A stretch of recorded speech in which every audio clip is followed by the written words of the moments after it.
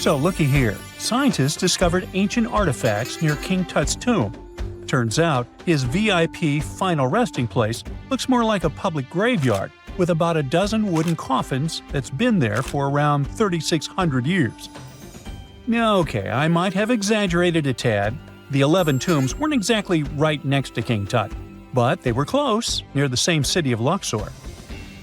New findings in Egyptian tombs can help us piece together what life was like in ancient Egypt. And guess what? Ancient Egyptians seem to have been remarkably like us, modern humans. Say, the women have always loved jewelry, and archaeologists retrieved a beautifully made necklace with 30 amethyst beads and 2 agate beads, plus a hippo head amulet. Bet it was all the rage back then. Researchers also discovered 2 copper mirrors. One had a handle shaped like a lotus, and the other was decorated with Hathor, the ancient Egyptian deity of the sky, women, fertility, and love. These recent excavations near Tutankhamun's burial site led to another jaw-dropping revelation. For the first time in thousands of years, fragments of Queen Hatshepsut's Valley Temple were uncovered. This fearless woman was thought to be the second female pharaoh, who ruled with both courage and wisdom, leaving a legacy as solid as the stones themselves. Her temple, hidden for ages, opens a window into a time filled with power, intrigue, and spiritual devotion.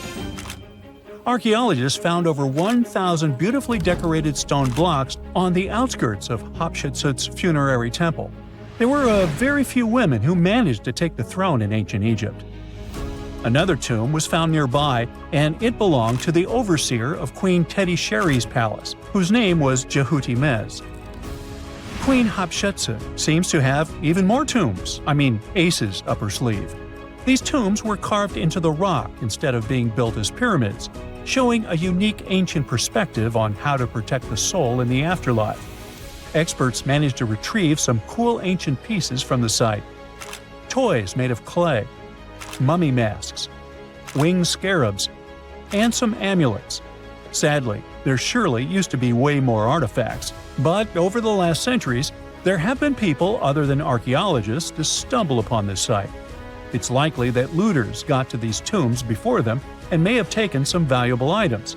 But they did leave behind some cool stuff for the researchers, like pottery used for offerings of bread and meat, along with archers' bows that connect the tomb's owners to the Egyptian military.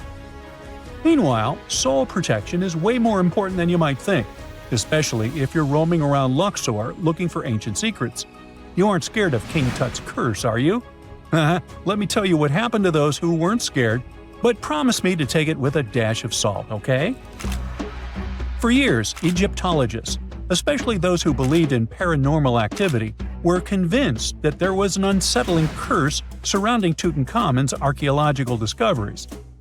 This belief stemmed from the mysterious and untimely demise of several excavators who discovered the tomb in 1922 with no logical explanation for why they passed away.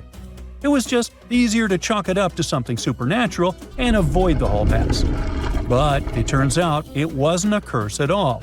It was likely the radiation that caused those excavators to perish. Now, you might wonder where the radiation came from.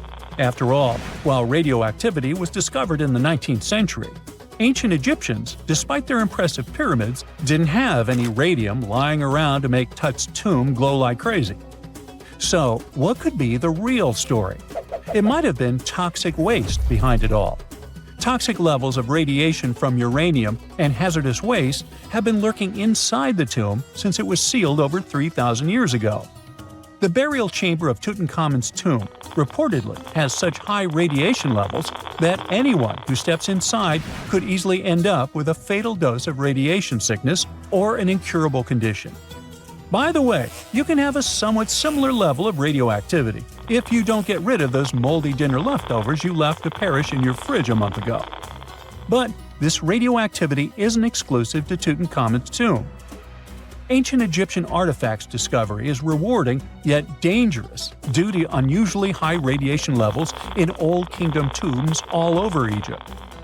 Geiger counters have detected radiation at 2 sites near the Giza pyramids, and radon, a radioactive gas, has been found in several underground tombs in Saqqara.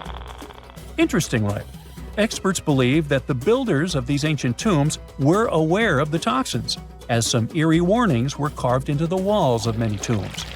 One inscription ominously declared, "They that break this tomb shall meet their end by a malady that no doctor can diagnose." Other ominous phrases like "forbidden," "due to evil spirits," only added to the fear that supernatural curses haunted these ancient sites. Ominous signs have stunned archaeologists since forever, but the fear grew even stronger a century ago with the mysterious passing of Lord Carnarvon, who funded King Tut's excavation in 1922 and reportedly explored the treasure-filled rooms, along with several others who entered the tomb.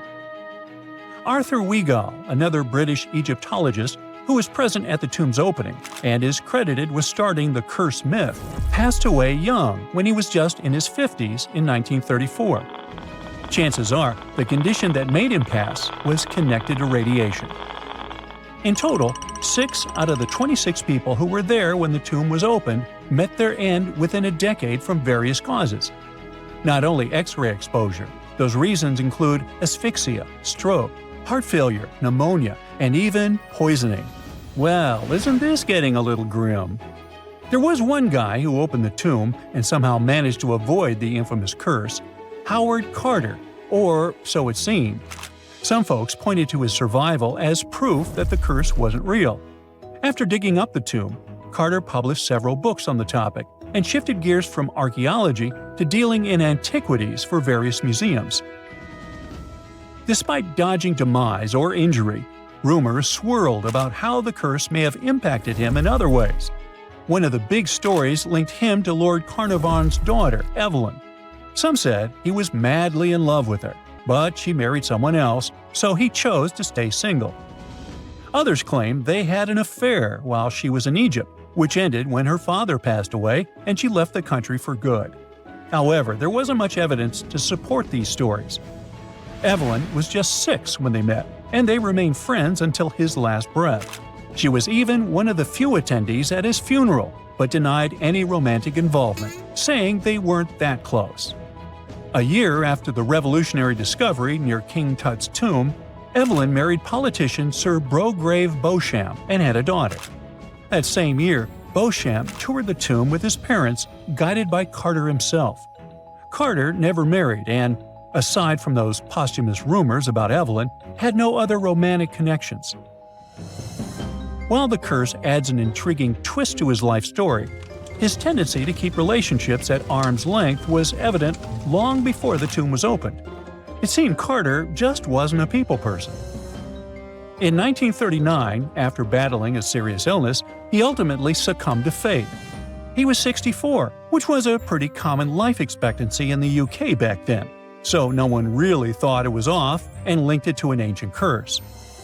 When he passed, it turned out he had several artifacts from Tutankhamun's tomb in his London apartment, which were eventually sent back to Egypt, marking what some viewed as the curse's end.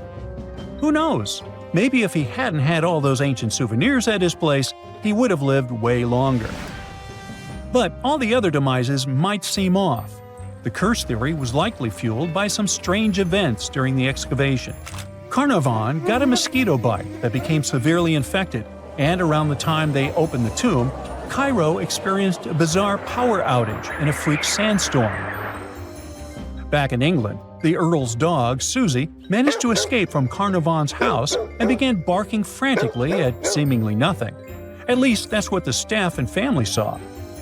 Strangely enough, at the very moment her owner's heart stopped, Susie started howling and fell down without showing any signs of life. Maybe radiation didn't play a crucial role after all, and those were indeed ancient artifacts from King Tut's tomb that made them all perish. Spooky, huh? Miles and miles of yellow sand, treeless mountain ridges, and scorching hot sun over your head. And suddenly, something you'd never expect to come across in a barren desert. A small group of overexcited people. They're as happy as you would be if you'd won a lottery. They've just found an ancient tomb, once flooded with its walls in bad shape. But the stuff they discovered inside proves that this is the burial site of one of Egypt's most mysterious pharaohs. Historians have been hunting for his tomb for years, but no one expected it to hide ancient treasures. Fast forward. After careful examination of the site, Egyptian officials have announced the discovery of the tomb of King Thutmose II. It's the last missing tomb from Egypt's 18th dynasty, and this is also the first royal tomb found since King Tutankhamun's was discovered in 1922, in more than 100 years.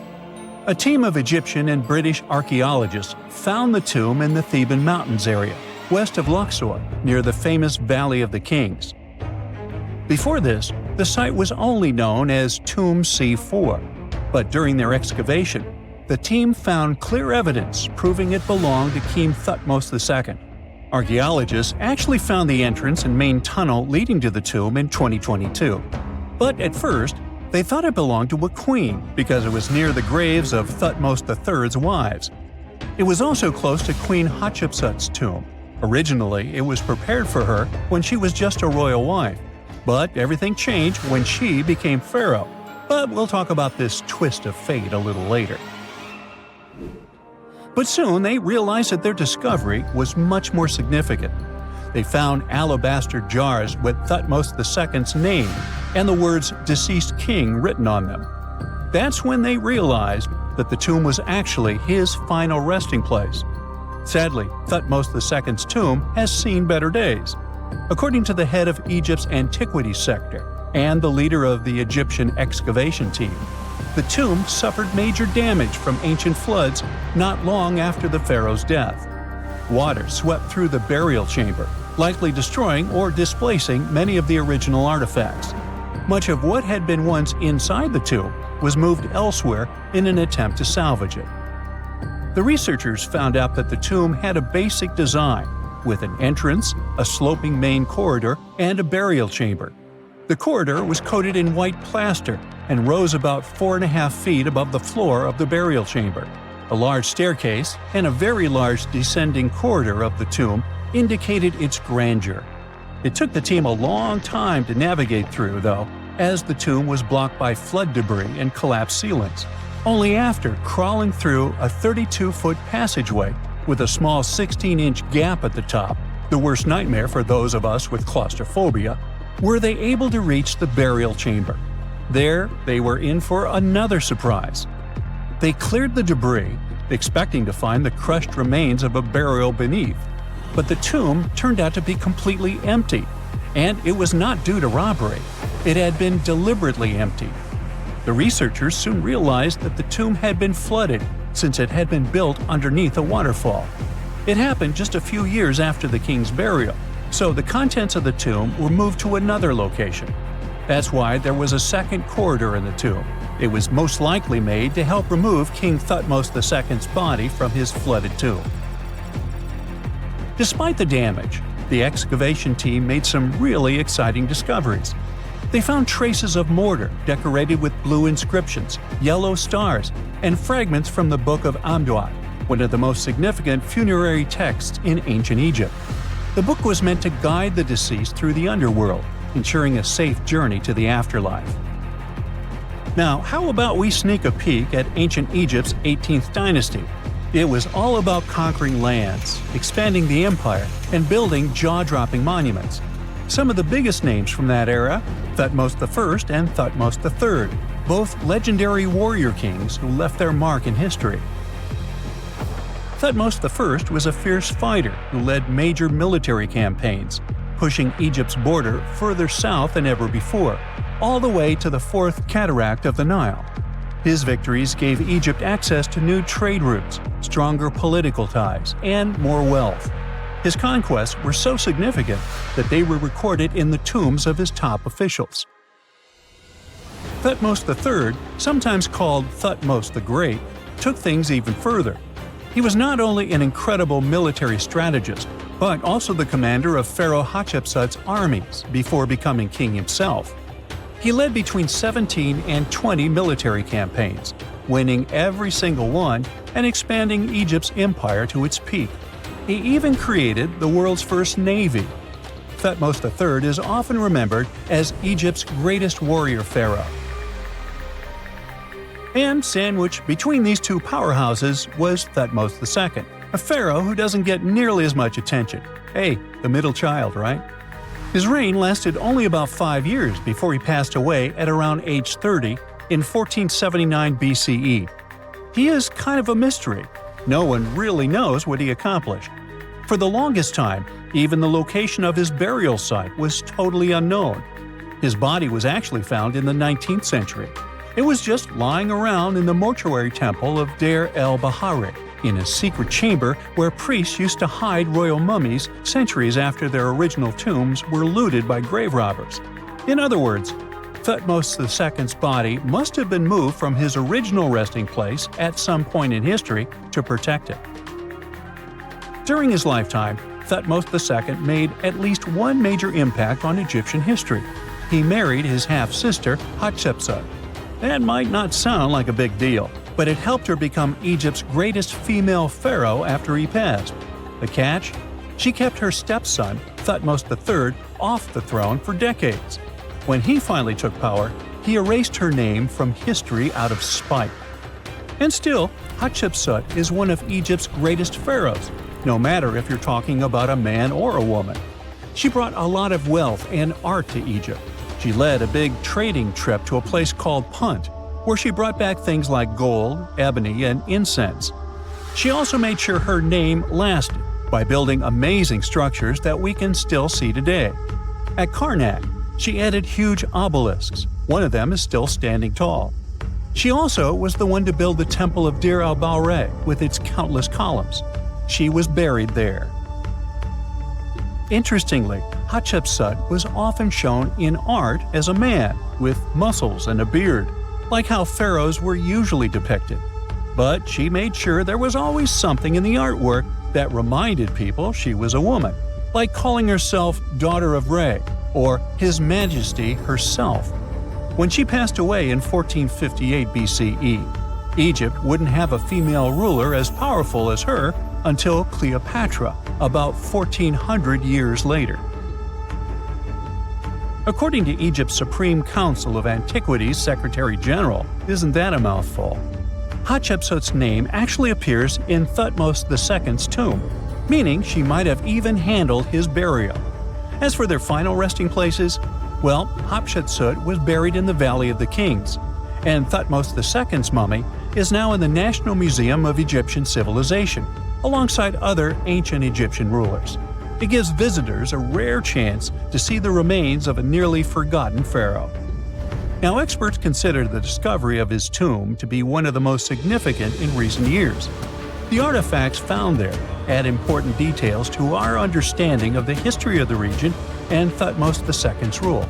And even though the tomb's design is fairly simple and follows the same architectural style preferred by later Egyptian rulers, its historical importance is undeniable. In any case, the mission isn't over yet.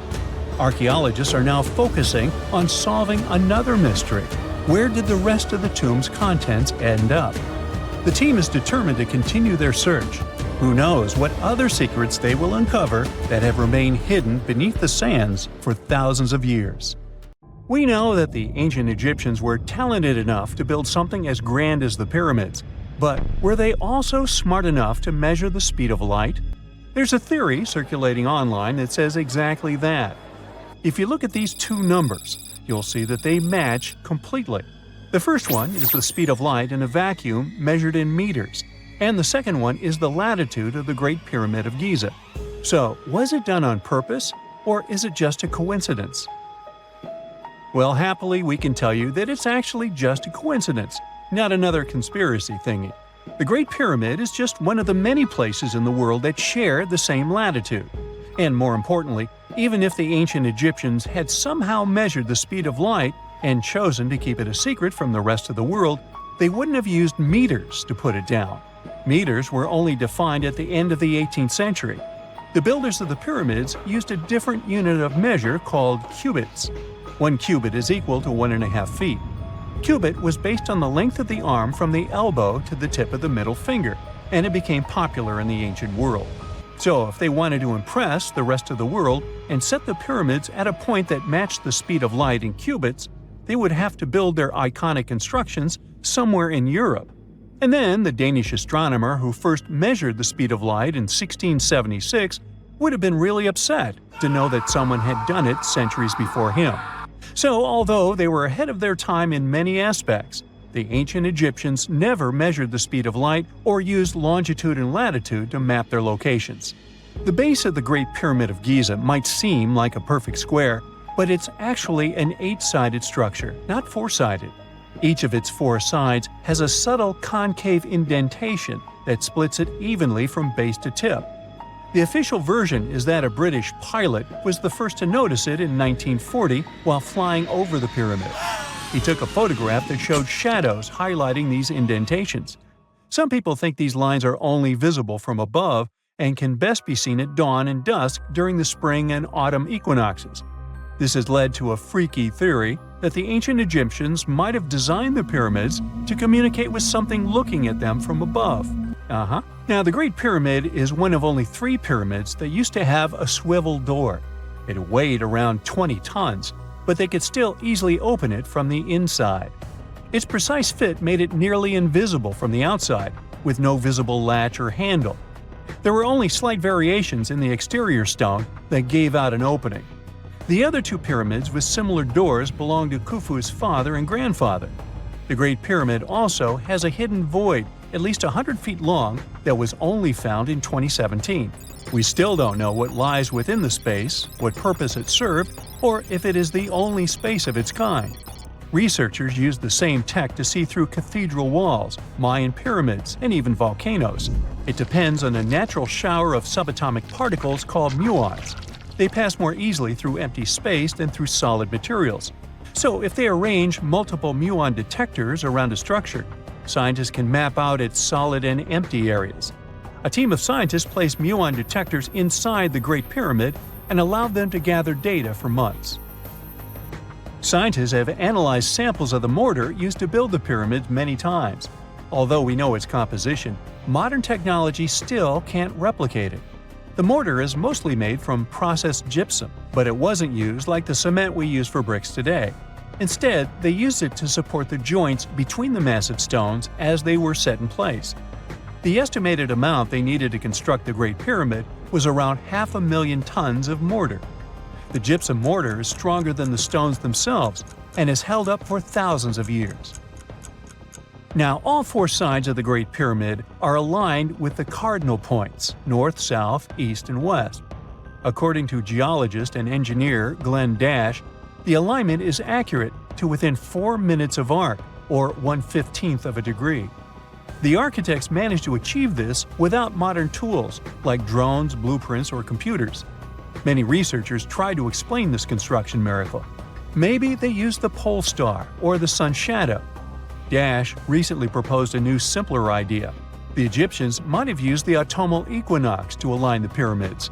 It happens twice a year when the Earth's equator passes through the center of the sun's disk, making day and night nearly equal in length.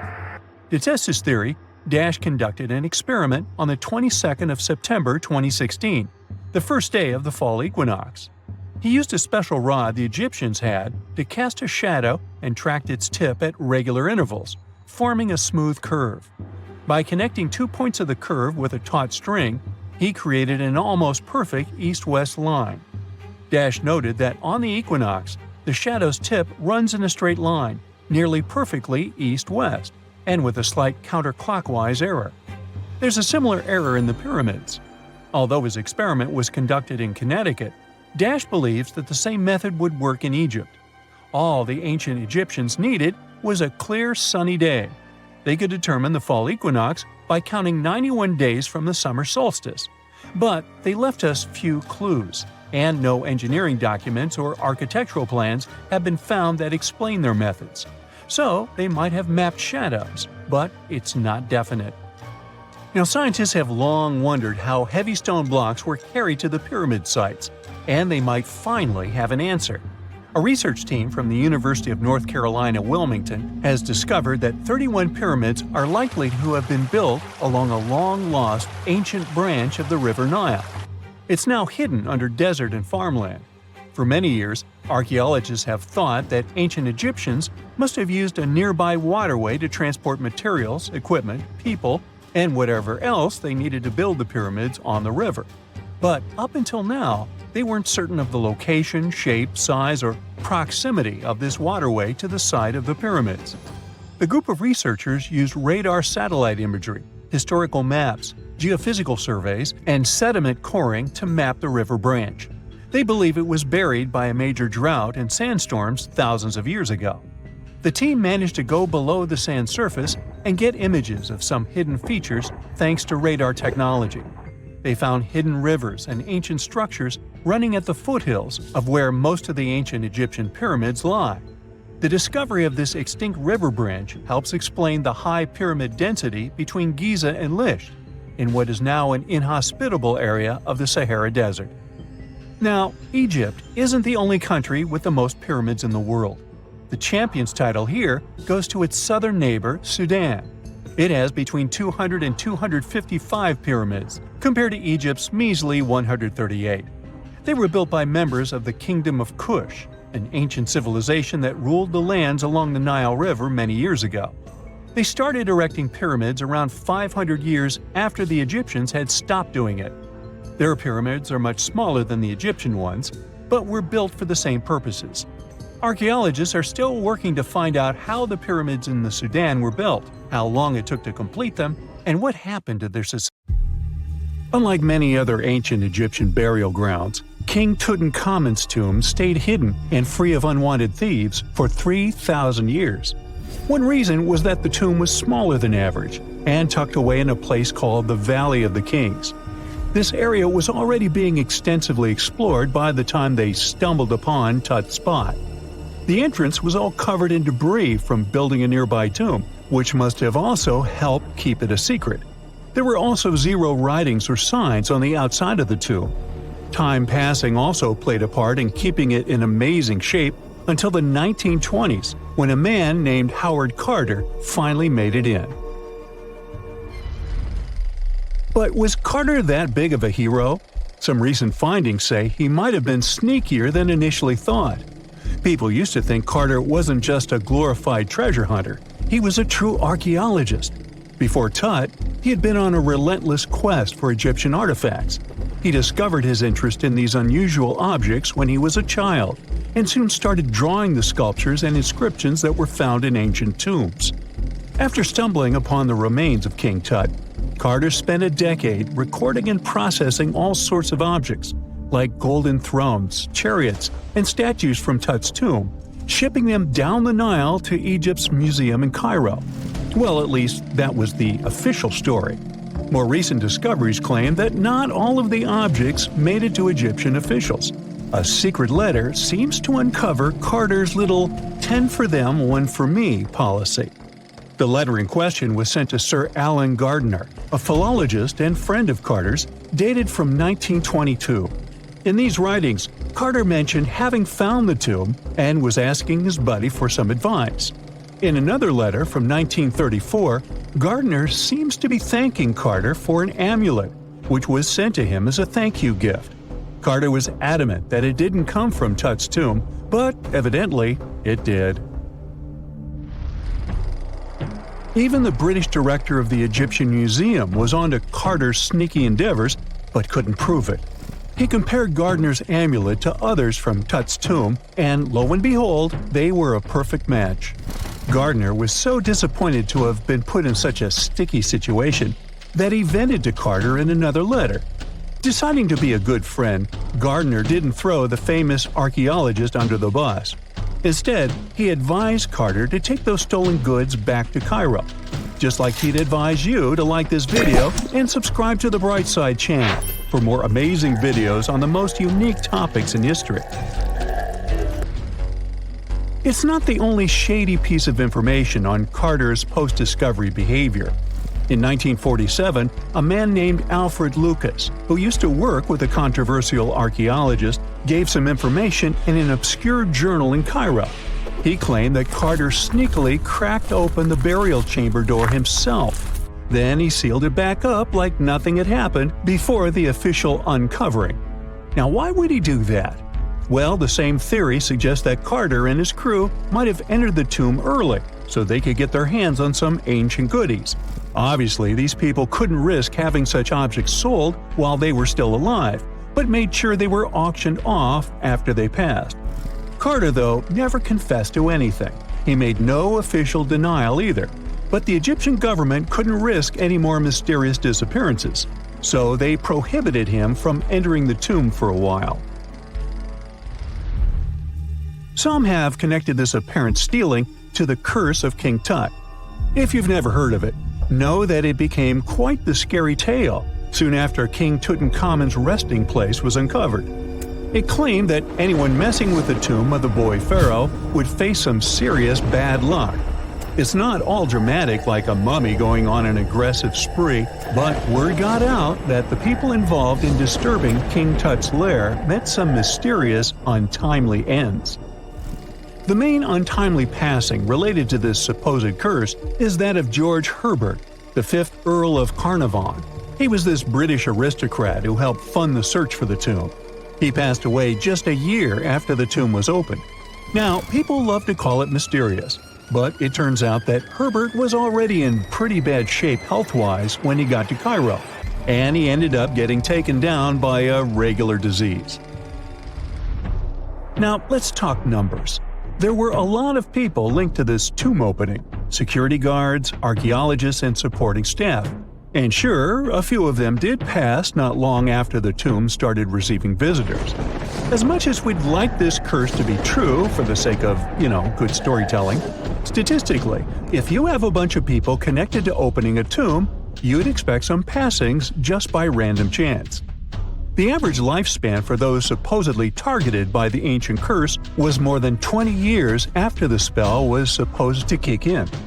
Herbert's daughter even lived until the 1980s, that's half a century later. And Howard Carter himself lived until 1935, a solid 16 years after the big reveal. Some have suggested that the whole curse was nothing more than a careful PR strategy.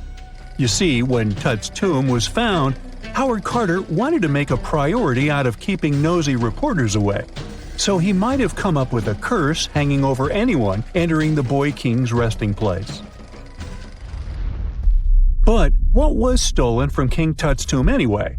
Well, some jewelry to begin with. It might have been snatched by Howard Carter himself, according to a French specialist. He did some intensive research by looking at old pictures taken from inside the tomb back in the 1920s. He compared those images to various objects from museums and auction houses. He soon started to piece together the whereabouts of some of Tut's jewelry. First up, there's this collar that used to be on Tut's chest. It was all broken into pieces, and some parts went via Carter to the Nelson Atkins Museum in Missouri. Meanwhile, other bits ended up on a necklace owned by some unnamed people who tried to sell it in 2015 but failed. Even the Nelson Atkins Museum agrees, as they've confirmed the information on their website. Then there's a headdress piece. Some beads from it that once belonged to Tut apparently got stolen by Carter too. They were also strung into a necklace and are now being held at the St. Louis Art Museum. Another fancy collar made out of glazed ceramic magic spent some time at the Met, far away in New York. Thankfully, it was sent back to Egypt a bit over a decade ago. This seems to have been, as you'd expect by now, also stolen by Carter. Missing artifacts aside, King Tut still gave a ton of amazing objects that helped us learn more about this incredible ancient culture. Starting with the famous burial mask. It's this massive 21-inch gold art piece with semi-precious stones and glass paste. It weighs 22 pounds and showcases the boy pharaoh with a long beard and a headdress with a cobra and vulture. On the back, there's this spell from an important ancient Egyptian spiritual book that's supposed to make sure it works just as well in the afterlife. Tut was also apparently a board game enthusiast.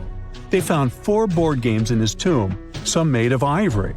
Archaeologists also found a pair of gold sandals, though you'd imagine they were more for show than for comfort.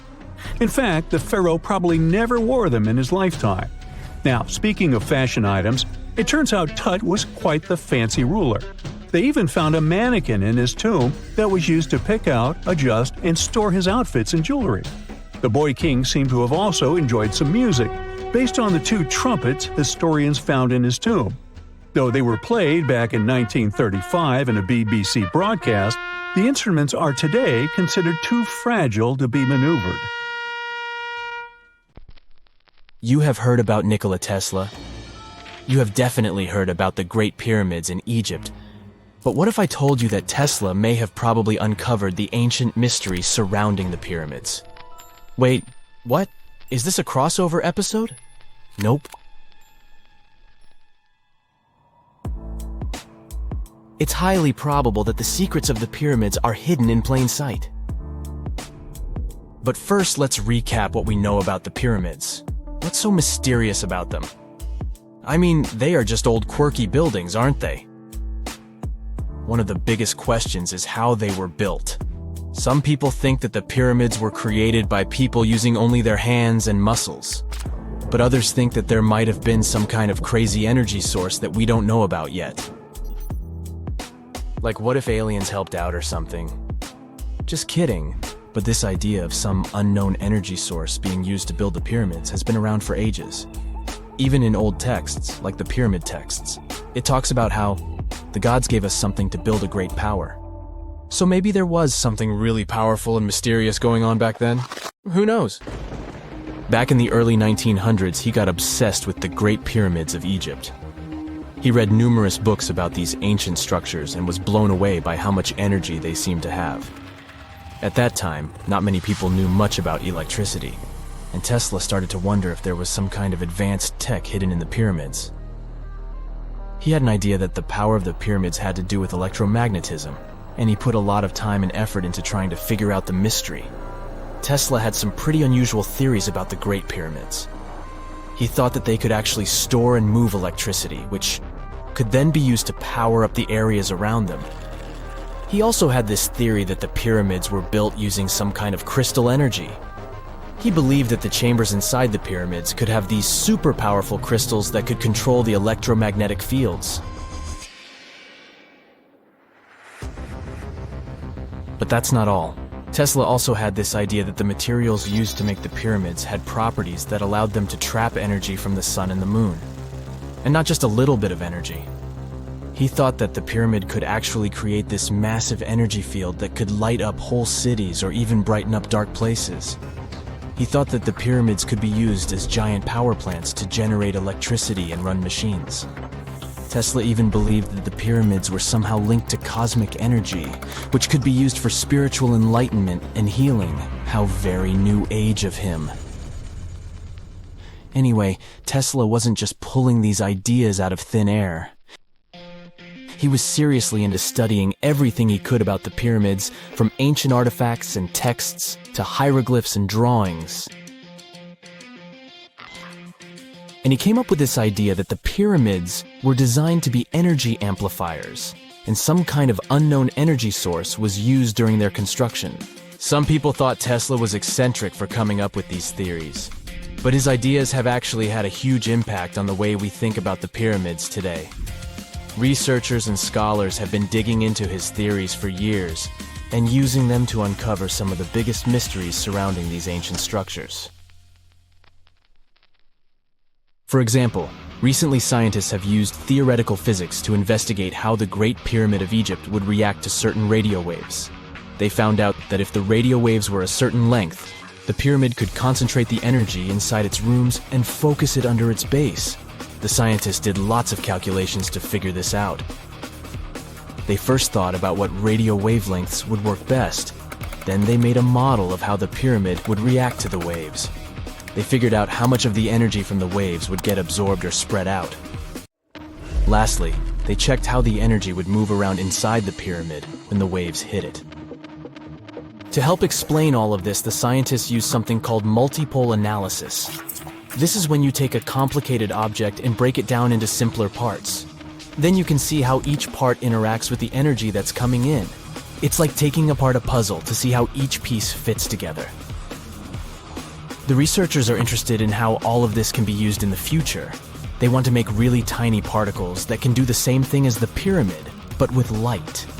By changing the size, shape, and the material of these particles, they can control how the light moves around them. This can be really useful for things like making tiny sensors or super efficient solar cells. The scientists had to make some guesses when they were doing their research. They assumed that there weren't any hidden spaces inside the pyramid, and that the material used to build it was all the same. But even with these guesses, they still made some pretty impressive discoveries. But the pyramid study is not the only proof that Tesla was ahead of his time. There are more Tesla's projects that seemed unrealistic at the time, but that scientists and enthusiasts reevaluate and try to implement today. Let's talk about Tesla's most ambitious project, the Wardenclyffe Transmission Tower. Back in 1900, Tesla was already a big shot when it came to electrical engineering in America. People were blown away by his amazing inventions and the fact that he managed to outdo Thomas Edison in the battle of currents. However, Tesla wasn't content to rest on his laurels. He decided to embark on his most ambitious project yet, the transmission tower at Wardenclyffe. It was built between 1901 and 1905, and it was based on one of Tesla's breakthrough ideas. He had a vision to make the impossible possible by creating a global wireless communication system. It would use Earth itself as a conductor, transmitting music, news, stock market reports, secured military communications, and even facsimile images. Does it sound familiar? Right, it sounds just like the internet that we use today, only without the use of any wires. But Tesla had a much bigger dream in mind, to transmit power wirelessly. He already proved that high-frequency signals could be sent without any wires using his Tesla coil transformers, and this sparked his obsession with wireless energy transmission. His vision was to not only transform the way we communicate, but also to find a way to transfer power currents globally by tapping into the Earth's natural energy. Tesla believed that there was an abundance of free energy all around us that could be used for humanity's benefit. In 1899, he conducted some top-secret experiments and got convinced that it was possible to transmit electrical power through the Earth's upper atmosphere. This is actually how the Wardenclyffe Tower was created. It was supposed to be the prototype station for a network of towers all over the globe that would provide the whole world with wireless energy. Unfortunately, Tesla didn't have the resources or the patience of his investors to bring this project to fruition. It ran into all sorts of financial problems and roadblocks, and in 1917, the unfinished tower was finally torn down for scrap metal to pay off Tesla's mounting debts. Now it remains a sad reminder that even the greatest minds can sometimes fall short of their dreams. The original red brick laboratory, however, is still there, and it is the only Tesla lab that has survived. Fun fact, in 2017, a film crew made a crazy discovery.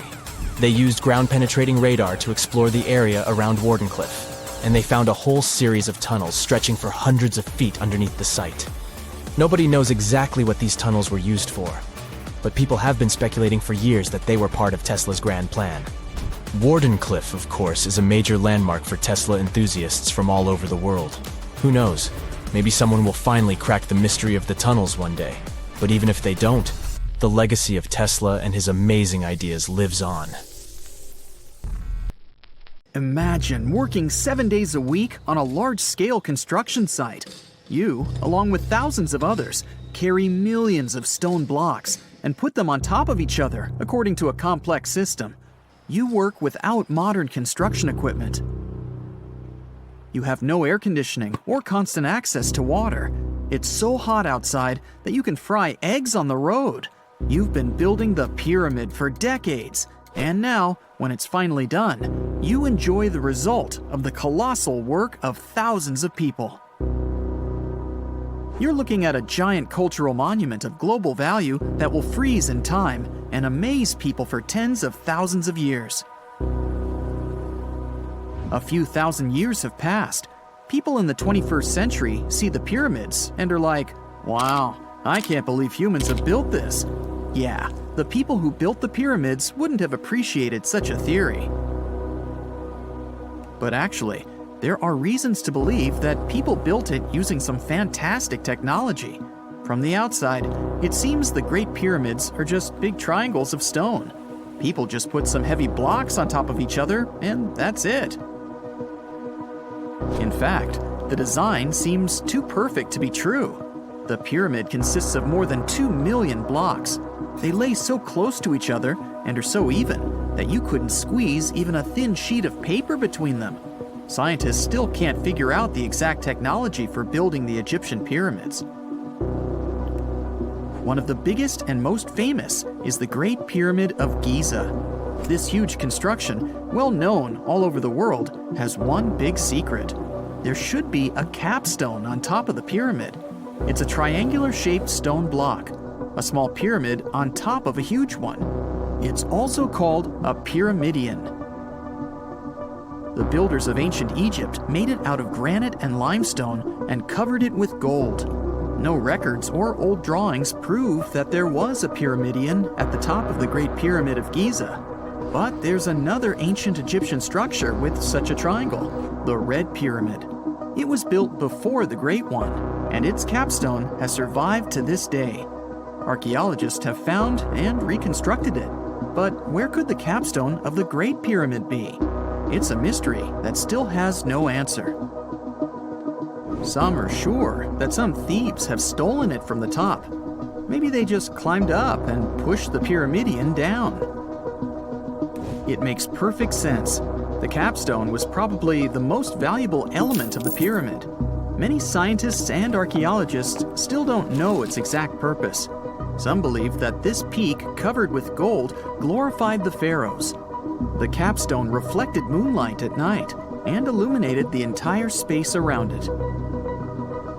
During the day, the capstone reflected sunlight with its shiny surface. You could have noticed it from afar. The top of the pyramid was a kind of guiding star for lost travelers.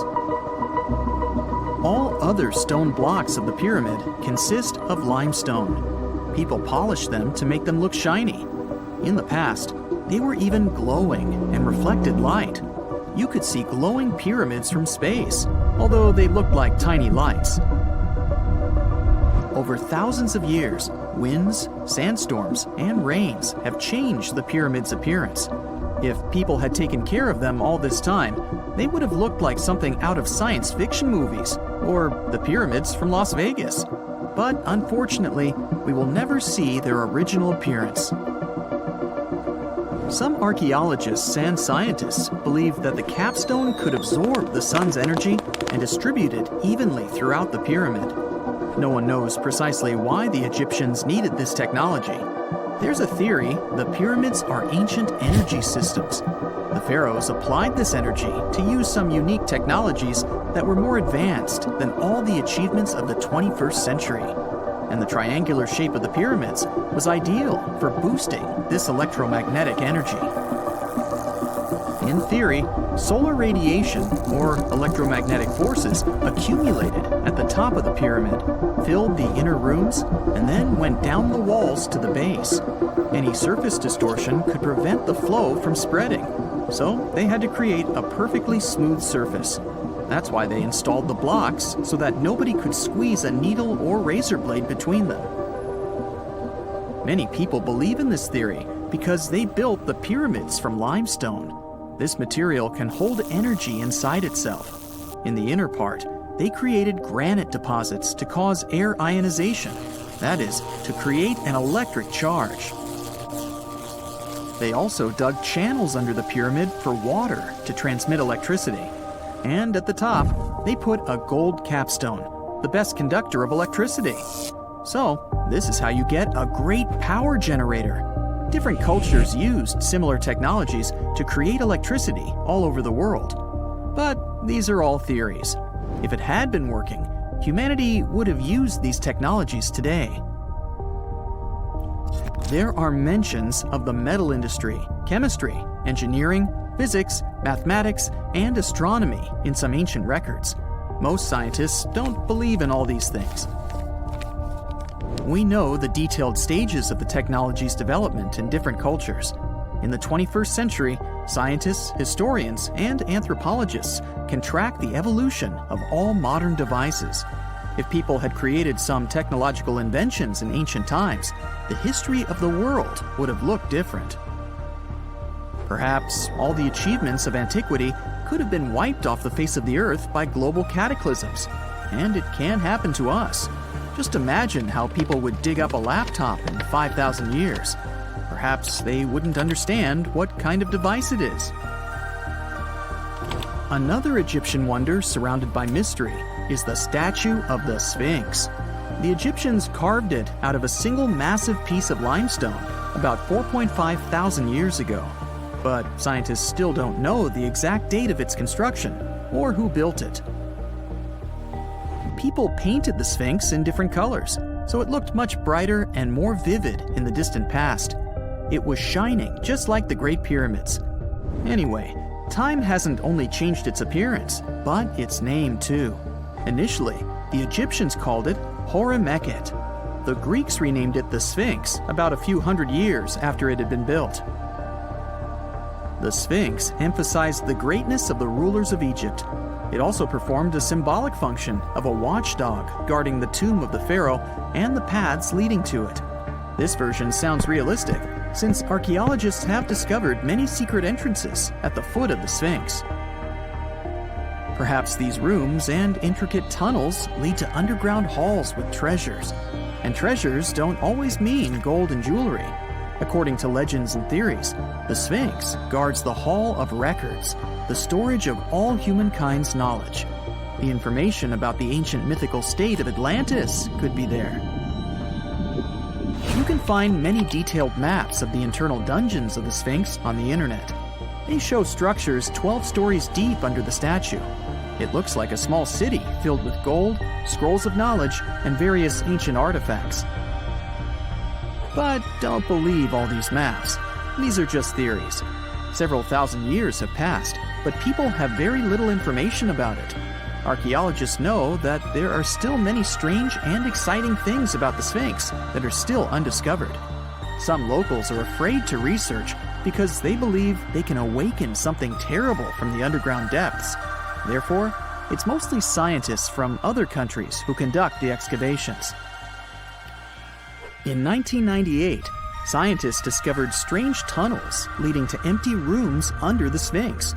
They realized that some people tried to get there through tunnels in the past, and maybe those people took all the treasures that were there. One of the legends says that some powerful artifact lays beneath the Sphinx. Its technology can change the whole world, but the locals are hiding it because it can damage the planet. Some believe that you can find evidence of unknown technologies painted on the granite walls in the pharaoh's tombs. But most likely, these paintings and signs tell us the myths and legends of ancient Egypt. But what if Egyptian symbols and drawings are detailed instructions for using ancient technologies? What if the locals that lived at that time thought, people in the future won't be able to get energy themselves.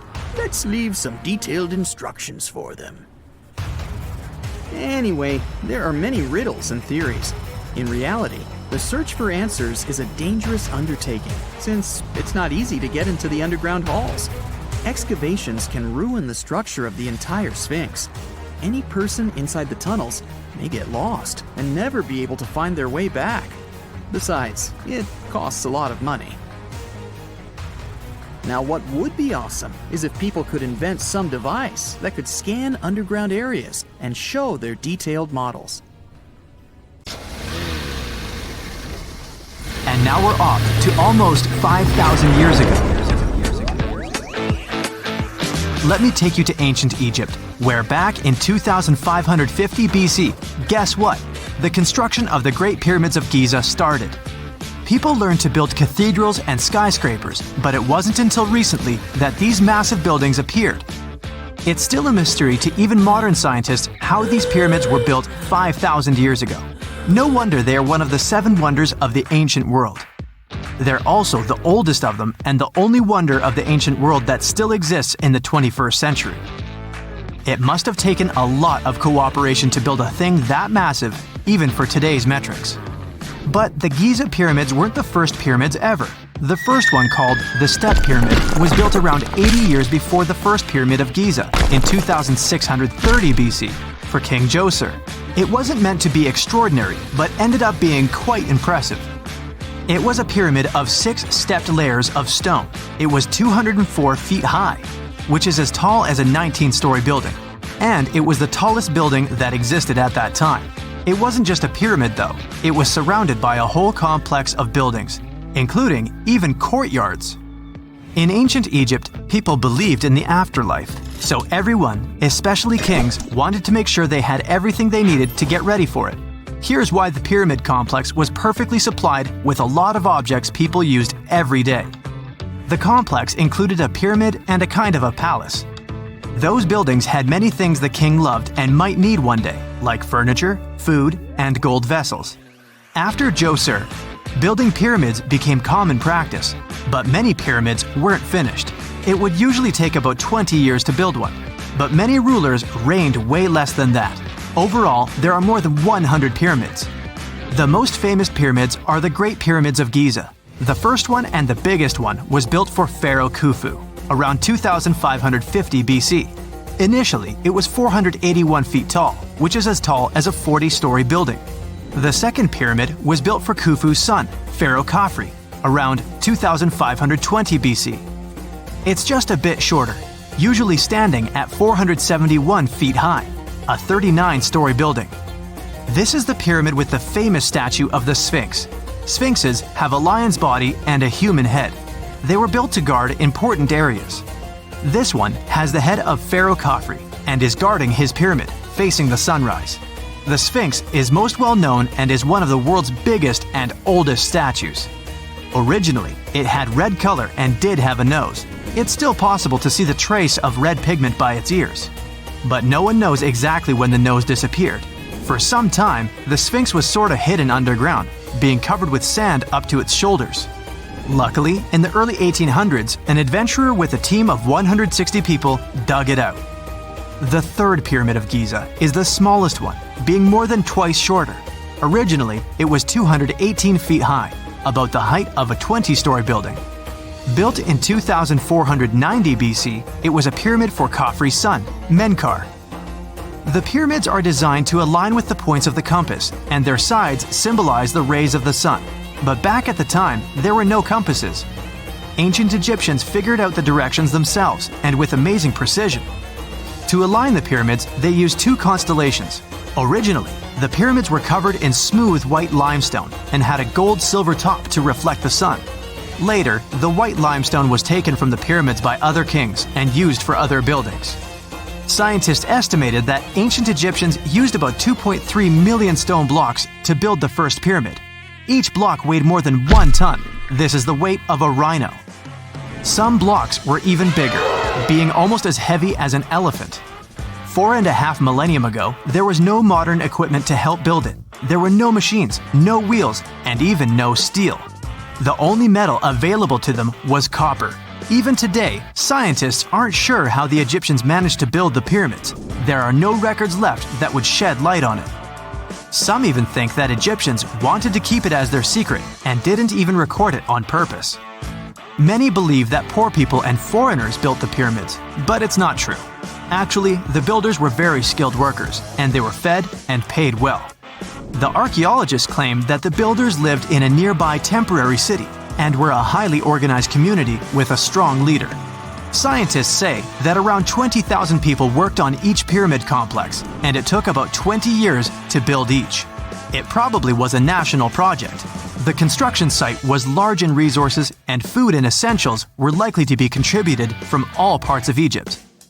Even with all that support, it remains unclear how people managed to cut, transport, and assemble those huge stones. One of the theories suggests the stones were most likely transported on boats down the Nile River. Then, there was a harder part. They had to be moved to the construction site. For that, they probably used wooden sleds. It wasn't very hard to pull them because the sand mixed with the right amount of water was pretty slick. And 10 people could move a sled even with a rock weighing 1 ton pretty easily. Finally, one last problem. The stones had to be lifted and put into place. Archaeologists have discovered the remains of the ramps system that dates back to when the pyramids were built. Most likely, the Egyptians designed a unique system to move and pull huge stone blocks, but no one knows what it looked like exactly. The most common opinion is that there were several ramps around the pyramid to help move the blocks. The ramp was growing with the pyramid getting higher.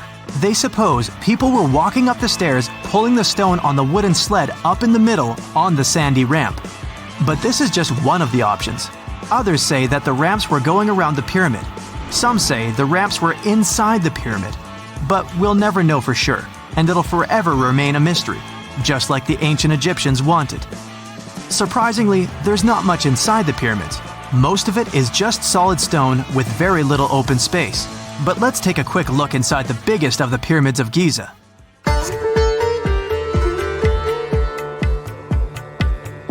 From the entrance, there are two stairs, one going down and the other one going up. The descending one takes you to a chamber located underground. That's where the pharaohs are, but not in this pyramid because Khufu wanted to stay higher. The underground room is partly unfinished. The room with Khufu's sarcophagus is called the King's Chamber. It's upstairs and then through the tall and long Grand Gallery. Below the King's Chamber, there's a room called the Queen's Chamber. There are no queens though, and no one is sure why the room is called this. Unfortunately, none of these have any hieroglyphs on the wall. They're just bare. If you want to see them, you should go to the other rooms that are decorated. Those pieces of art are depictions of ancient Egypt's culture and daily life. The texts allow researchers to study their language and grammar. Sadly, the treasures that once were here in the pyramid are long stolen.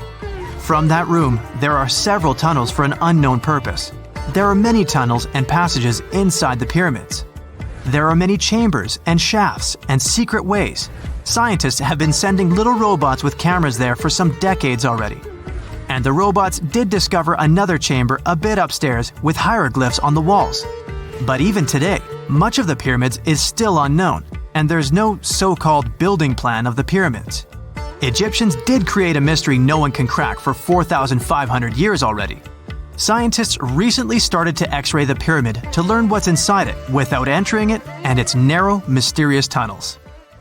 Imagine you were chosen to answer one of history's most important questions. What was the first civilization on Earth? The job description is simple, yet the task is extremely challenging. You need to unearth the proof of the world's first official civilization. Was it the Sumerians in Old Mesopotamia? Or was it the ancient Egyptians spread out along the Nile River? Not to make you nervous or anything, but history is quite literally in your hands. Good luck! Since you can't turn back the clock and visit Old Mesopotamia to get the answers to your questions, you'll need to research museum databases in order to get some clues. First things first, we need a definition of what is considered a civilization. It's not just thousands of people grouped together and living harmoniously. There are some key elements that together make a group of people a civilization. Like, for example, the domain of urbanism, aka city building, irrigation systems, and writing. You decide to begin your search by diving deep into the history of the Sumerians, which today hold the position of the world's first civilization. Now, imagine being the first of your kind. This means having no external examples. Rather, it means starting from scratch. First thing you'll need? A piece of land. And since there were no active water companies in the world at that time, you'll need a piece of land with easy access to water. So, the Sumerians settled between two major rivers, known as the Euphrates and the Tigris in southern Mesopotamia around 5000 BCE. Fun fact, Mesopotamia translates to the land between two rivers. On a modern-day map, it's more or less where Iraq is situated today. Together with land, a civilization needs ways to get food. The Sumer civilization had to face a dry and hot climate, but they managed to make agriculture thrive in the region. By diverting river waters and creating reservoirs and dams, the Sumerians allowed for a series of settlements to emerge across Mesopotamian plains. The famous city of Babylon was one of them. You know, the city that supposedly had those hanging gardens? I say supposedly because no definitive proof of the real existence of this monument has ever been found. However, it was considered one of the 7 wonders of the ancient world and cited as a remarkable feat of engineering in an ancient book published around 290 BCE. Although no record was found of the Gardens of Babylon, the Sumerians were recognized as extremely skilled builders. Their cities were filled with mud brick constructions, and the most impressive ones were known as ziggurats. stepped pyramids that were built for spiritual purposes. The Sumerians built a trade network to supplement scarce resources and started to exchange goods with civilizations rising nearby, like Anatolia and Egypt. The beginning of trade was what drove the Sumerians to develop what is believed to be the world's first writing system. It began as a simple system, likely dating back to 3400 BCE. In this system, each syllable was represented with a drawing. Later, it gradually evolved into a fully formed cursive writing system. Don't believe me? Take a look at this piece from the Babylonian times. This huge basalt plaque is called the Hammurabi Code. It's known to be humanity's first collection of written laws. As far as the story goes, it was carved in volcanic stone around year 1760 BCE. Look at the precision of these carvings. It's quite astonishing. But the content is also surprising, since these 282 rules vary from commercial regulations to strict laws of justice. The thing is, historians don't have a consensus on whether the Sumerians were really the first ones to invent writing. Some think it might have been old Egyptians. Let's pause here. Ancient Egyptian settlements are believed to have started around the year 5500 BCE, which is earlier than the Sumer civilization. But remember I said a civilization needed a few things before it was considered as such. Ancient Egypt consisted of several smaller city-states, such as Memphis, Abydos, and Thebes, spreading out along the Nile River. It wasn't until 3000 BCE that Egypt was unified under one kingdom and lasted as an empire until nearly 1000 BCE. Although there is no consensus on this, some Egypt experts believed that it could have been Sumerian immigrants that founded early Egyptian settlements. The proof could be the presence of cylinder seals made of hard stone, something that was widely used in Sumer.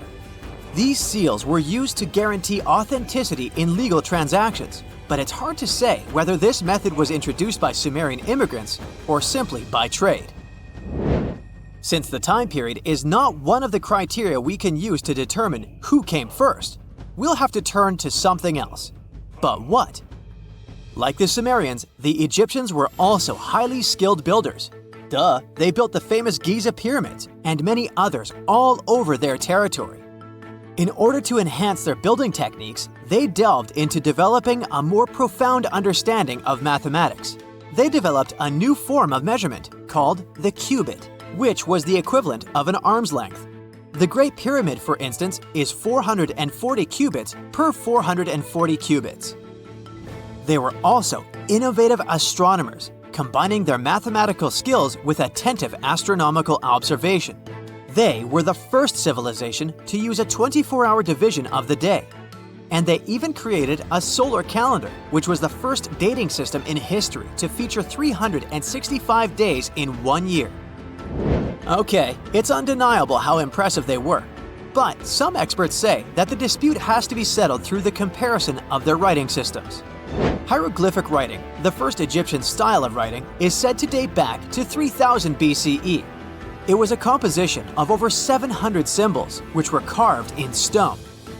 For a long time, researchers believed that the Sumerian writing had come before Egyptian, but in a recent discovery made by Yale researchers claims otherwise.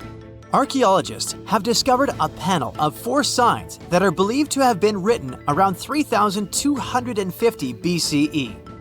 Oh, and they've also found another rock drawing depicting a pregnant elephant that can date back to 4000 BCE. Now, there's also a third possibility that fewer people seem to mention: the Indus Valley Civilization, also known as Ancient India, located around the area of modern-day Pakistan and India. The Indus Valley Civilization is also a contender for the oldest civilization due to the uncertain historical origins of the Hindu collection of texts known as the Upanishads.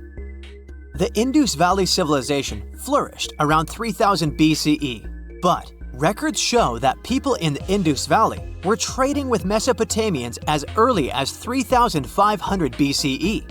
Now, wait a minute. How is it possible? No, they weren't time travelers. This isn't a sci-fi movie. There already were agricultural settlements in the area that were slowly growing into bigger cities, such as Harappa and Mohenjo-Daro. Ancient Indian cities were sophisticated, filled with baked brick homes built in a grid system. These ancient cities even had draining and sewage systems that connected most homes and used gravity to carry waste outside of the city. They were pretty advanced. They were also an extremely religious civilization, and Hindu beliefs were at the center of their practices. Despite that, their cities weren't filled with spiritual buildings. Actually, Mohenjo-Daro's most important building was a public bath. Interesting, huh? Now, why can't we know if they were the oldest civilization on Earth? Even if some historians suspect that the origins of the Indus Valley people can be traced back to 5000 BCE, there is no concrete evidence of this, only speculation. The best proof we have is the Upanishads. The Upanishads are texts filled with philosophy, mantras, and ceremonies. The thing is, part of Hindu practices included memorizing and passing down the wisdom of the Upanishads in oral form. So, it took a while before it appeared as a written script. Well, I'd say historians aren't really sure what was the world's first civilization. We can only guess at this point, but who knows what new discoveries might reveal. For more than 3,000 years, the gold mask of Pharaoh Tutankhamun stayed hidden in the Valley of the Kings. This artifact, which stands about 21 inches tall, shows how skilled and artistic the ancient Egyptians were. But nobody expected that X-rays would reveal its biggest secret. King Tut was the last ruler of his family during the 18th dynasty. He took the throne at just 9 years old, but ruled for only 10 years before he passed away unexpectedly. If we're being honest, back in ancient Egypt, he was mostly forgotten by the rulers who came after him. His tomb wasn't a big deal for them, so much so that even the grave robbers forgot about him. It might sound a bit sad, but the truth is that it was actually great news for us. Since his tomb was practically forgotten, it ended up being perfectly preserved. While the other tombs in the Valley of the Kings were looted, his remained sealed and untouched. So, when it was discovered back in 1922, it had over 5,000 precious objects inside. That made Tutankhamun basically an instant celebrity and one of the best-known pharaohs nowadays. Among the treasures was the most stunning piece, his golden mask. This mask is said to be an exact image of the king's face, or at least it was supposed to be, but we'll get to that later. The purpose of this accurate representation of his face was to make sure that his soul would recognize him in the afterlife and return to his mummified body. In ancient Egyptian beliefs, this would allow him to continue living in the afterlife. The details of the mask clearly looked incredibly difficult to create, but people didn't realize how complex it truly was until many years later. The first X-rays of the mask were taken in 1967. Back then, the main reason for these scans was practical – conservation. The mask was heading to Paris for an exhibition, and it was the first time it had ever left Paris. This would help them keep track of any changes during the exhibit. Plus, the images could give clues about how the mask was made. But back then, they probably didn't fully realize just how complex its construction was. I mean, Egyptian goldsmiths didn't use modern soldering techniques. So, how did they make this mask? New X-rays taken in 2007 gave us some answers. It turned out the Egyptians didn't use pure gold, which is 24 carats. The mask was actually made of 23-karat gold, meaning it was mixed with another material. So specialists discovered that the gold sheets contained a small amount of copper, a reddish-brown metal. This was likely done to make the material more flexible and easier to shape. They would then shape the gold sheets by heating and hammering them over and over again. But there was one more secret inside the mask that wasn't discovered until 2015. The year before, the staff at Cairo's Egyptian Museum were working on the mask display when the long beard of the mask accidentally got knocked off. Another theory is that the beard had become loose over time and just fell off. Either way, the fact that King Tut's beard came off caused a lot of stress. After all, we're talking about one of Cairo's biggest tourist attractions, so the experts had to fix the problem quickly. The restoration process started with a detailed recording of the mask's condition. To do this, they had to take a full three-dimensional scan of the artifact, and, by accident, they found something very interesting in the mask.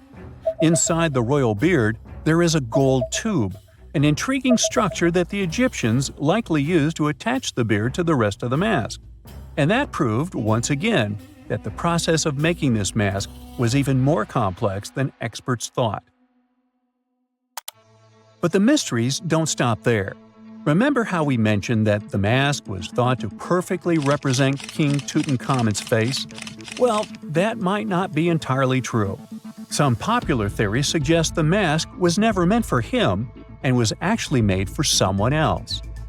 A study published in 2015 suggested the mask was originally made for a female pharaoh, his supposed stepmother, the famous and beautiful Egyptian queen Nefertiti. The biggest clue comes from an inscription on the mask. At first glance, it seemed to belong to Tutankhamun, but after a close examination, researchers noted that something else was actually written underneath King Tut's name. The royal name stamp seems to have been altered, and originally it had something written on it that translates to Queen Nefertiti. There is another feature of King Tut's golden mask that was overlooked for years, which adds even more mystery. As we mentioned earlier, experts believe he wasn't respected much by the pharaohs who came after him. And one of the clues that made archaeologists think this is the pierced ears on the mask. Some researchers believe that King Tutankhamun wouldn't have worn earrings after he was a kid. So, according to their theory, by the time he passed away at 18, he shouldn't have been represented with pierced ears. This could also support the idea that the mask originally belonged to Nefertiti, or maybe to someone who wasn't even connected to King Tut. But the mask isn't the only source of mystery. In fact, his whole tomb is full of puzzles. Recently, historians found a sign that the place where King Tut was supposed to be buried was changed at the last minute. For years, experts wonder why a pharaoh who ruled for 9 years ended up in such a simple tomb. When compared to the grandeur of other pharaohs' tombs, his tomb seemed, well, a bit plain. The idea that a king like Tutankhamun would have such an unremarkable resting place just doesn't match up with the power and importance he must have had in ancient Egypt. So, what happened? Well, apparently, this might have something to do with his successor, Pharaoh I. After King Tutankhamun passed away, researchers believe that I made sure to erase him from Egypt's history. So, one theory suggests that he was probably behind the quick decision to place King Tut's body in a smaller, less impressive tomb.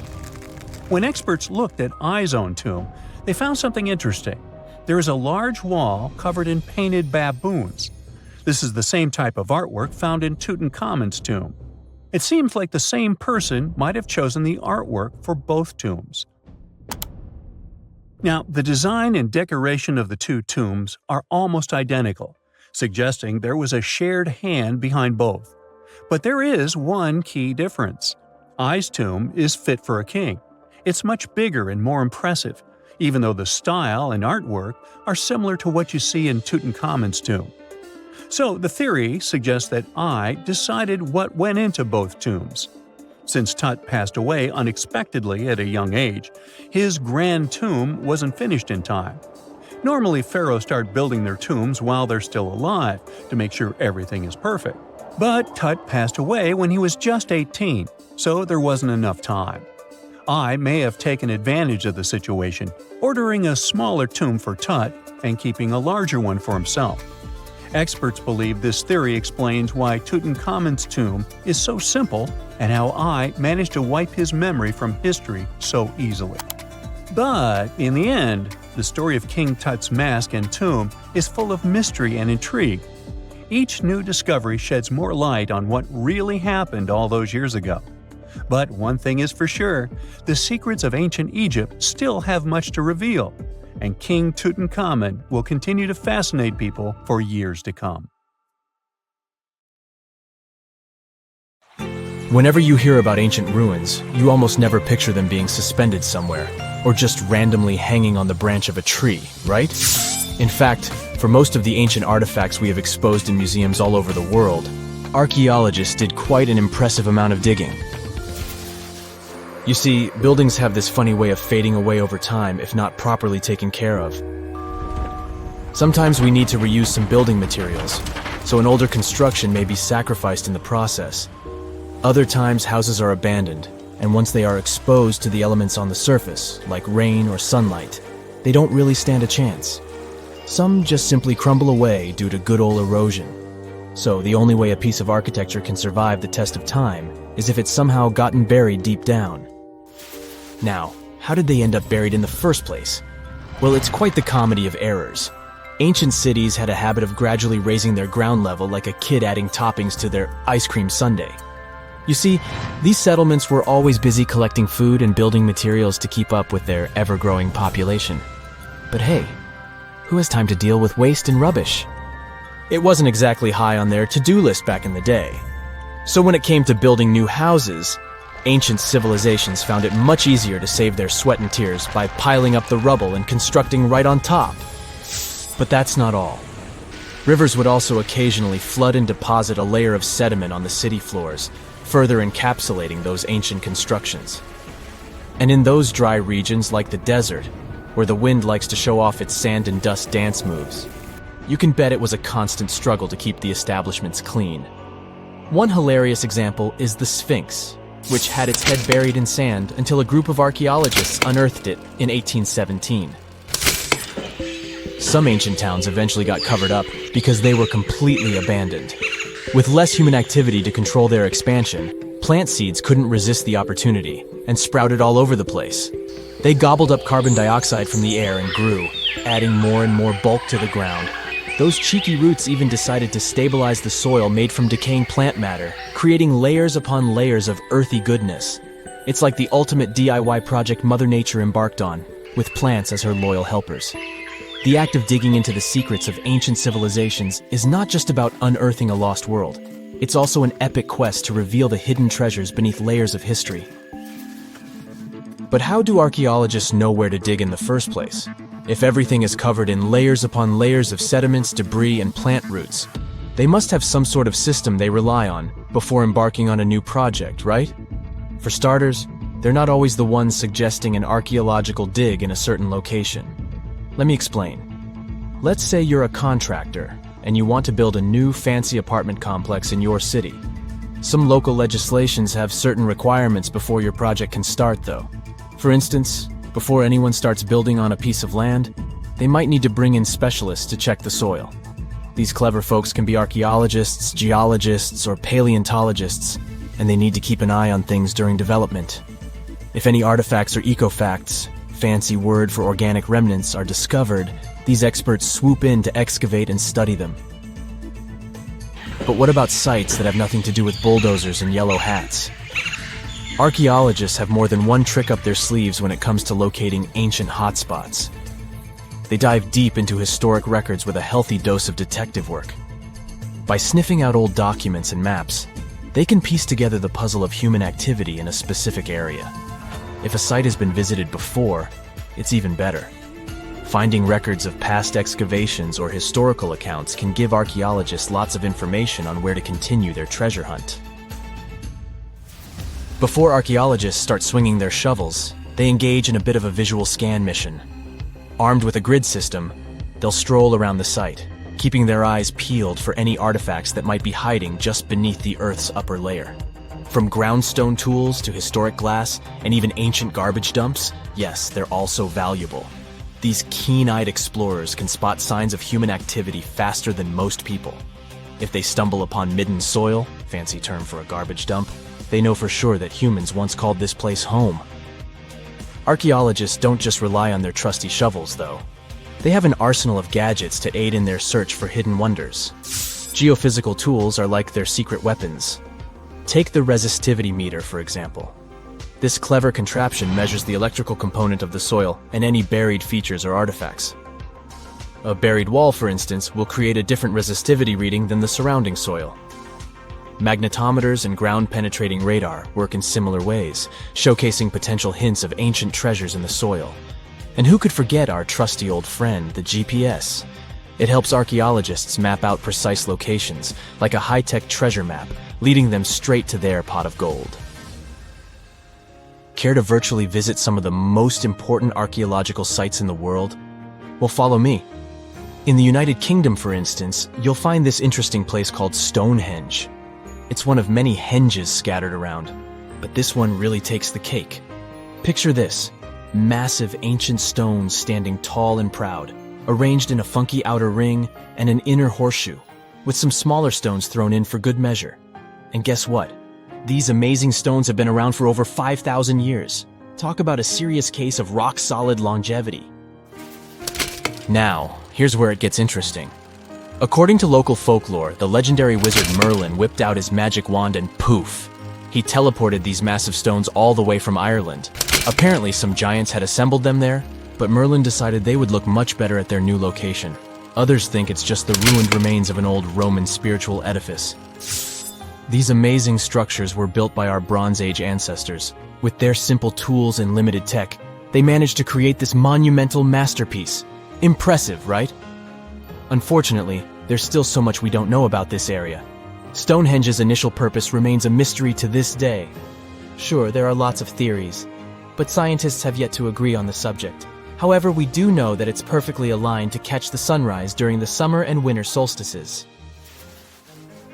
The ancient city of Pompeii is an equally amazing archaeological site. Picture this: Mount Vesuvius, a notorious troublemaker, decided to throw a volcanic tantrum and completely covered this ancient Roman city. It turned it into a time capsule, located outside present-day Naples in Italy. Fast forward to the year 1748, when a bunch of adventurous explorers stumbled upon Pompeii. Lo and behold, they discovered a treasure trove of well-preserved goodies: streets, houses, food. Probably a bit stale by then. Blingy jewelry, fancy sculptures, colorful frescoes, everyday household items, and even animal and human remains. It was like an epic archaeological party. From the looks of it, Pompeii had it all. Fancy houses and villas, a massive 20,000-seat arena, cute little artisan shops, hangouts like taverns. And let's not forget the saucy spots like those luxurious bathhouses for some intense pampering. There's also the Sanctuary of Apollo, where people used to gather for their daily dose of worship. And of course, the bustling heart of the city, the Forum of Pompeii, where all the cool people used to hang out. And guess what? Pompeii is so cool that it made it to UNESCO's World Heritage List back in 1997. That's like the ultimate Hall of Fame for historical awesomeness. It also includes many other famous buildings and sites, like the Taj Mahal in India and the Acropolis of Athens in Greece. If there's a question that still baffles archaeologists to this day, it's this one. How did the ancient Egyptians build those magnificent pyramids? As far as we know today, their resources were quite limited, especially in terms of tools and building materials. We still don't have a fully satisfying answer, but hey, we've got some pretty amazing theories worth considering. The leading contender among these theories involves the clever Egyptians employing a sneaky strategy. Now picture this: they constructed a slanted and curving mound made of bricks, earth, and sand encircling the pyramid to be. As the pyramid grew taller and taller, they simply increased the height and length of this wacky structure. It's like they were playing an ancient game of Jenga. Now, how did they get those massive stone blocks up there? Well, according to the legendary ancient Greek historian Herodotus, they used sleds, rollers, and levers. It sounds like they turned construction into a supersized game of tug-of-war. And guess what? Herodotus also claimed that the Great Pyramid, the one from Giza, the granddaddy of them all, took a whopping 20 years to build. There's more. Herodotus also dropped a mind-boggling number on us. 100,000 men were supposedly involved in this pyramid extravaganza. Did they hire the entire Egyptian population? Well, it might not be as far-fetched as it sounds. These men were probably mostly farmers, so they probably focused on the pyramids when there wasn't much work to be done in the fields. Like during the flood season of the Nile River. Obviously, specialists in the archaeological community had something to add to this theory. By the late 20th century, they discovered some evidence that suggests the workforce might have been smaller and more permanent than previously thought. Instead of a massive army of 100,000 pyramid builders, they proposed that a modest crew of around 20,000 workers, accompanied by support personnel like bakers, physicians, and even spiritual leaders, could have gotten the job done. There was also this theory that claimed that the pyramids were actually built from the top downward. It suggested that these colossal structures were nothing more than isolated hills used as quarries. The stones were supposedly drawn from these hills, and over time, competing engineers took charge and transformed them into the iconic pyramids we know today. Now, before you dismiss this theory as a wild fantasy, some folks thought it wasn't completely crazy. After all, there are instances where isolated hills exist, so maybe this theory had a tiny glimmer of truth. Whether it involved ramp building or ingenious work schedules, one thing is clear. Those pyramids have definitely left their mark on history and on our imaginations. Now, speaking of ancient Egyptian mysteries, there's this gigantic unfinished obelisk sitting in ancient Egypt, and scientists are trying to figure out how it was shaped. Now, some people suggest that our industrious ancestors used handheld pounders to get the job done.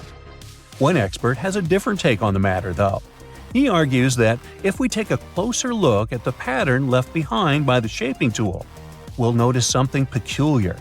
The walls of the trenches surrounding the obelisk display a neat and even pattern, which is pretty unlikely if they were pounded away by mere mortal hands.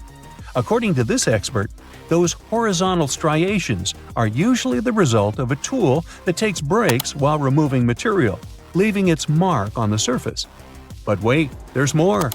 Imagine the tool being rocked back and forth against the trench walls, clearing away the waste to keep the trench from narrowing. Well, in that case, the tool might have left some funky horizontal striations where it was pressed against the sidewall. This sounds like some fancy technology at play, don't you think? And guess what? The dynastic Egyptians probably didn't have access to that kind of know-how. Another famous Egyptologist from way back also uncovered a bunch of core drills during his adventures. Although the actual drill bits are missing, his collection houses these particular core remnants made of limestone, alabaster, and even granite. These constructions aren't the only amazing thing the ancient Egyptians left behind, though. As it turns out, the Egyptians were the genius minds behind the creation of the handheld mirror. Yeah, that little mirror you use every day to check yourself out. But here's the twist. These mirrors are like pieces of art. They were decorated with inscriptions and figures. But that's not all. The Egyptians had a serious concern with their appearance. They knew the importance of personal hygiene and looking fabulous. So, in their quest for pearly whites, they invented toothbrushes and toothpaste. Dental problems were pretty common back then, and their smiles weren't exactly all white. Dentistry wasn't their strongest suit, you see. Maybe their minds were distracted by all that pyramid building. So that doesn't mean those ancient toothpaste recipes weren't amazing. One delightful concoction included rock salt, mint, dried iris petals, and pepper. Some brave dentists in the 21st century tried it out, and it worked pretty well. Ground-up ash was also used in another recipe to create a tooth cleansing paste. Mint was missing, so that didn't do much for their breath. That's when the genius Egyptians came up with the world's first breath mints. They made tablets from heated spices like cinnamon, and they mixed it with honey. Now, let's shift gears to home decor, Egyptian style. They surely took ornamentation to the next level. While the concept of decorating furniture started in Mesopotamia, the Egyptians cranked it up a notch. They went all out with different colors of ink, and even developed various weights of paper. Oh, and let's not forget about those cute little area rugs we all have in our homes today. Guess who came up with the idea? Yep, the Egyptians. They used the versatile papyrus plant to make those cozy rugs. And speaking of trends, the Egyptians loved their knickknacks. They had an assortment of small figurines in the shapes of cats, dogs, and people. These statues were made from various materials, like simple sun-dried mud to the ultimate bling of gold. It all depended on how loaded you were. The Egyptians were also all about farming, and they knew that clean water was crucial for their crops and animals. That's why they came up with some nifty inventions and techniques to make sure their land was fertile and their plants were happy. First off, they had the genius idea of using ox-drawn plows. They had two types of plows, heavy and light. The heavy plow would strut its stuff, cutting deep furrows in the soil, while the lighter plow followed behind, fluffing up the earth. But they didn't stop there. After plowing, the Egyptians would break up clumps of soil and sow the rows with seeds. To give those seeds a good old squish into the furrows, they'd march their livestock across the field, effectively closing up the furrows. But hey, all that hard work would be pointless if their seeds were as dry as the Sahara. That's where irrigation comes into play. The Egyptians were so good at it that other cultures, like the Greeks and Romans, couldn't help but copy their techniques. Now let's switch gears and talk about the marvelous architecture of ancient Egypt. These folks weren't just skilled farmers, they were also architectural maestros. They built these fancy canals to carry water to farms and villages, and boy, did they know how to make those canals look pretty. Just imagine strolling along a canal lined with ornate structures.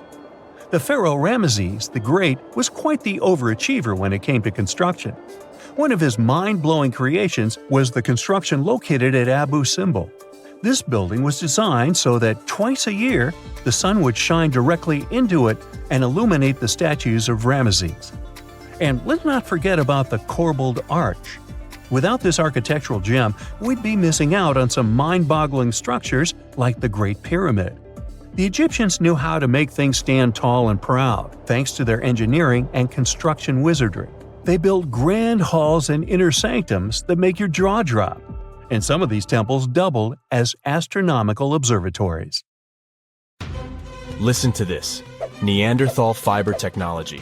Nope, I'm not joking. The concept is real. In 2020, a team of scientists published a paper that redefined the way we saw our closest ancestors.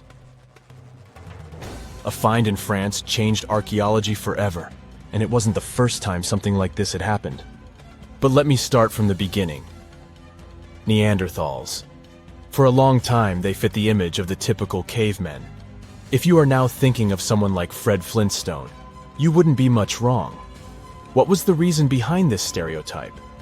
When did we start believing that Neanderthals were not the brightest tools in the shed of evolution? In comes William King, a 19th century British geologist. He was the man who named the Neanderthals. Based on the bones King found, the scientist declared the species not intelligent, and this image stuck with the Neanderthals for centuries to come. But a piece of string, just 1/4 inch long, changed everything. A small, dry river valley, Abri du Maras, was the place of the great find. Archaeologists unearthed a cord fragment next to a stone tool. Such twisted fibers could have been used for everything from making clothes to fishing nets. In prehistory, this was some advanced tech, and the Neanderthals seem to have mastered it. Scientists already knew that these early humans made tar from birch bark, and that they produced shell beads. There's even evidence of Neanderthal art. They were definitely not primitive. The string section and similar finds are changing the way we perceive our ancestors. The world of archaeology is constantly changing.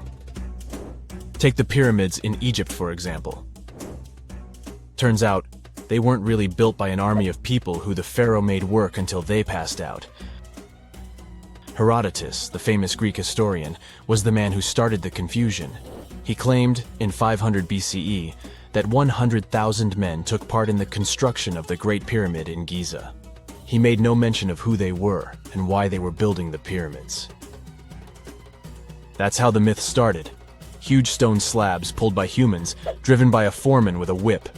But Egyptologists would beg to differ. Those are the scientists who study ancient Egypt's culture. Fairly recently, they uncovered a workers' village that told a different tale. Yes, there was evidence of hard work on the workers' bones, but the construction industry is demanding even today. It took almost 6 years for 12,000 workers to complete the world's tallest building, Burj Khalifa.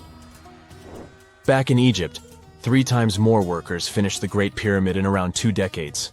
An impressive feat of ancient engineering, wouldn't you agree? Superiors looked well after the Egyptians who built the pyramids. Their diet was rich in protein. They had medical care and they got paid properly. In fact, They lived better than the non-working population. And they lived with their families near the construction site. Archaeologists know all this because they unearthed bakeries and dormitories with bread jars and other goodies. Looks like the pharaohs were okay employers after all, and the job market wasn't that terrible. They also kept detailed papyrus records of the build and hieroglyphs. You and I wouldn't stand a chance of reading these letters that resemble images. Egyptologists had the same problem. For over a millennium, no one had used this type of font. And it's not like there was an English ancient Egyptian dictionary you could open and find meanings of words. But all this changed in 1822. A couple of decades before, the French found a broken slab of black granite. The stone contained one text in 3 scripts: Ancient Greek, Egyptian hieroglyphs, and Demotic. The last one was also the Egyptian language, but in a simplified script. Scientists dated it back to 196 BCE. The content is a religious proclamation. A French philologist and Orientalist, Jean-François Champollion, was the first one to crack the code. You see, people haven't forgotten ancient Greek letters. The Frenchman successfully matched the Greek letters with the ones in the Egyptian script. And voila, we were finally able to read hieroglyphs. The name of the piece of granite that made it all possible was the Rosetta Stone. The importance of its discovery went beyond archaeology. The word Rosetta Stone even entered the English dictionary. It represents a discovery that helps people understand an enigma that has been puzzling them for a long time. There are similar games. A symbol is attached to a particular message. Then you have to decode the message by replacing the symbol with a corresponding letter. In a nutshell, this is what scientists did with the Rosetta Stone more than 2 centuries ago. Do you know what is the oldest deciphered language in Europe? It has an unattractive name, Linear B. The script belongs to the Mycenaean Greek language. It predates the ancient Greek alphabet by several centuries. You can easily guess which script it is descended from. Linear A. The people from Crete used Linear B more than 1,000 years ago. During the Late Bronze Age, the Greek civilization that used the script vanished. There was no one who could read Linear B, and more importantly, no one knew it existed in the first place. This was about to change during the first years of the 20th century. A British archaeologist by the name of Sir Arthur Evans excavated a vast palace complex at Knossos, Crete, Greece.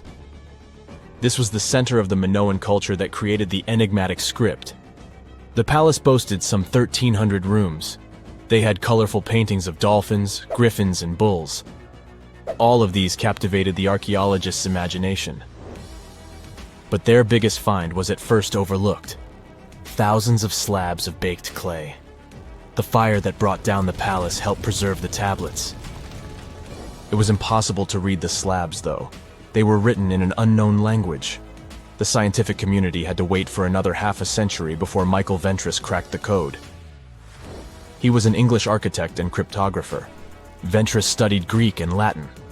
While attending the famous archaeologist lecture, the young man decided to solve the puzzle of Linear B once and for all. He managed to do so in 1952.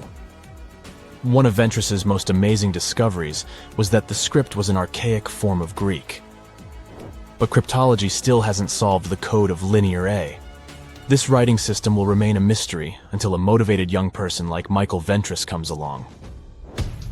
They wouldn't have to be a professional archaeologist. Basil Brown certainly wasn't. Yet in 1939 he discovered the richest early medieval tomb in Europe. This happened in Sutton Hoo in the southeast of England. This wasn't an ordinary tomb made out of stone. It was a full-size ship, 3 times as long as a London double-decker bus. And that's not all. Apart from its main purpose, the ship was full of riches. Deluxe hanging bowls, feasting vessels, gold and dress accessories, and luxurious textiles were just some of the treasures found. Archaeologists were also amazed by the silverware from distant Byzantium. You probably know this city as Istanbul, Turkey. Even in our age, it's several days' drive from Sutton Hoo. Just imagine how much time and money it cost to import a silver plate in the 7th century. That's when the ship went down, according to archaeologists. The English couldn't have done it. At that time, there was no England. The people living in the British Isles at the time were the Anglo-Saxons. Perhaps the ship from the grassy mounds in Suffolk belonged to one of their kings? We will never know. The local acidic soil did away with any possible evidence, or no one laid there in the first place. It could have been a cenotaph, which is a monument constructed to honor an important person. The archaeologists still don't have a definite answer. But what they have found at Sutton Hoo shed light on the Dark Ages. Before the discovery of the ship, they knew little about what had been going on in Britain after the Romans left. Now, the image of the early Anglo-Saxon society was much clearer. Perhaps the English soil will be the site of the next great breakthrough in archaeology.